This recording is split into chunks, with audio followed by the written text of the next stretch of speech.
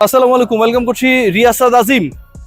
Global super লিগে Dubai ক্যাপিটালসের খেলা কেউ দেখেছেন? যারা দেখেন নাই তারা কি পরে দেখার চেষ্টা করেছেন? অনলাইন অফলাইন ফেসবুকে স্ট্যাটাস অনেক পেয়েছেন, তাই না? সাকিব আল হাসান কেমন খেলেছে বলুন তো?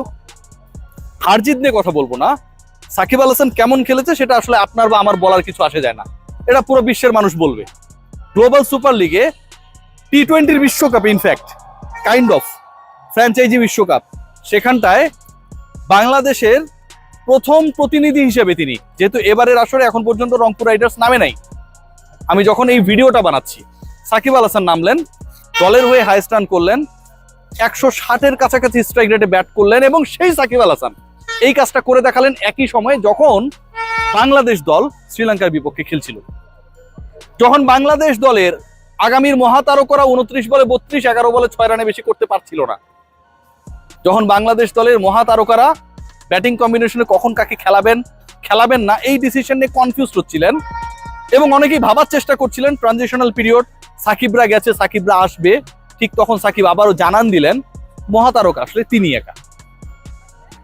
তিনি যে 56 রানের ইনিংসটা খেলেছেন, আপনি খেয়াল করে দেখবেন, এই 58 রানের ইনিংসটা খেলেছেন, এই 37 বলে 58 রানের ইনিংস 156 স্ট্রাইক রেটে। এখানে তিনি 7টা 4 মেরেছেন, একটা ছক্কা মেরেছেন। তার থেকেও বড় ব্যাপার, 58 রানে যখন দুবাই ক্যাপিটালসে 3 উইকেট চলে গেল, এবং ওই 3 উইকেট যখন গেল তখন দলটা 46 বলে 58 রান, 7 ওভার 4 বলে 58 রান, কিভাবে স্ট্রাগল করছে দুদিক থেকে, একদিকে উইকেট গেছে, অপর দিকে স্ট্রাগল করছে, তাদের রান রেট হচ্ছে এমন একটা অবস্থায় যে আপনি 140-এর কাছাকাছি যদি অল আউট না হন করতে পারেন। সাকিব নামলেন তখন, প্র্যাকটিস না করা, ক্রিকেটের বাইরে থাকা, সমালোচিত সাকিব, চলে না সাকিব, বিতর্কিত সাকিব তখন নামলেন ব্যাটিং করতে নেমে প্রথম বলে রিভার্স সুইপ করলেন।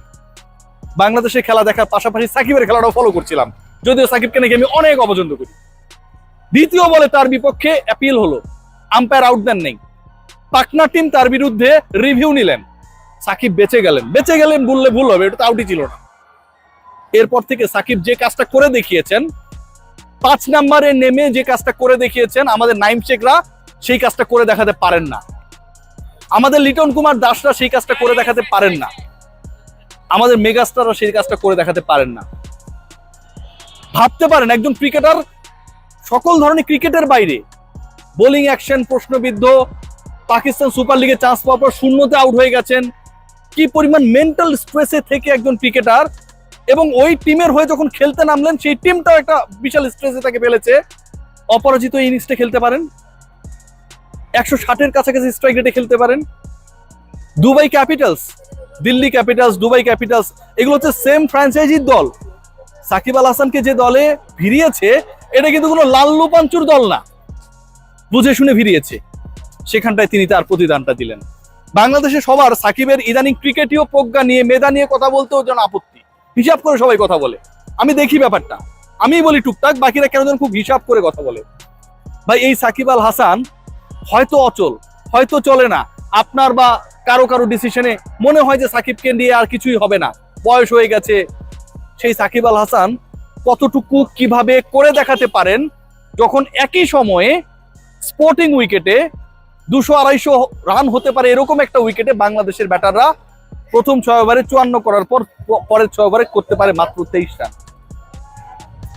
সাকিবকে নিয়ে বন্দনা করার জন্য এই স্টোরিটা করছি না, আমার সবচেয়ে কষ্টের জায়গা যে অচল সাকিবকে দেখেও আমাদের সচল ক্রিকেটাররা কিছু শিখতে চায় না।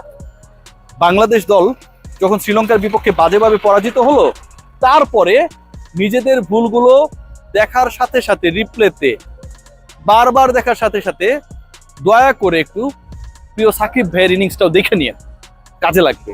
Salute to Shakib. Global super লিগে বাংলাদেশের গ্লোবাল স্টার এমনটাই খেলবে, এটাই এক্সপেক্টেড, ইন স্টাইল। আবারও বলবো, প্রথম বলে রিভার্স সুইপ, এরপরে 7টা 4, একটা ছক্কা, এরপরে অপরাজিত থাকা, এরপরে দলের হয়ে সর্বোচ্চ রান করা, এরপরে প্রেসারটাকে প্রতিপক্ষের উপর দিয়ে দেওয়া, এরপরে দলের 30% রান তার ব্যাট থেকে আসা, সবকিছুই সাকিব করেছেন একই ম্যাচে, যখন বাংলাদেশ একই সময়ে ভিন্ন ম্যাচে খাবি খেয়েছিল। সবাই ভালো থাকবেন।